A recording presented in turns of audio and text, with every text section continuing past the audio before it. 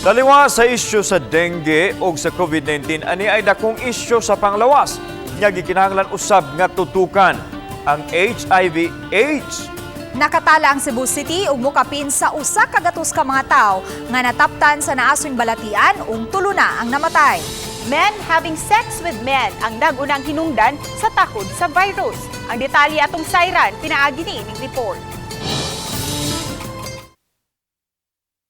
Sa record sa Cebu City Health Department, miabot na sa 113 ka mga tao ang nataptan sa HIV/AIDS gikan sa Enero hangtod sa kasamtangang panahon nining tuiga. Tulo sa mga nataptan sa balitian ang namatay tungod sa komplikasyon mugna sa paghuyang sa immune system. Gibutyag ni Dr. Ilya Takan, Program Coordinator sa HIV Prevention, Treatment and Support Program, nga ang nagunang mode of transmission ang men having sex with men o pakikhilawas sa masig kalalaki. Gisundan sa injecting drug user nga mao'y numero 1 kuno kaniadto. Sa pangutana kung alarming ba kini, mao kini ang tubag ni Dr. Takan. Makaingon ta nga dili gid siya kung tan-aw nato ang prevalence kay ang tan-aw man nato every year. So niabot gid tag time nga 9% ang ato ang positivity rate pero karon naata sa 2%. 2%.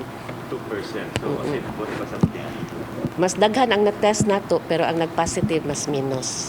Nasayran nga sukad sa tuig 1984 hangtod karon aduna nay 4,906 ka mga HIV/AIDS cases sa dakbayan din ang kasagaran ini nakasurvive gihapon tungod sa pagtumar kanunay sa tambal. Libre ra ang tambal nga anaa sa Cebu City Health Department o gipasalig usab nilang mapreserbar ang confidentiality clause kung mo konsulta ang pasyente. Available gid ang tambal, ang City Health is providing good medication, no?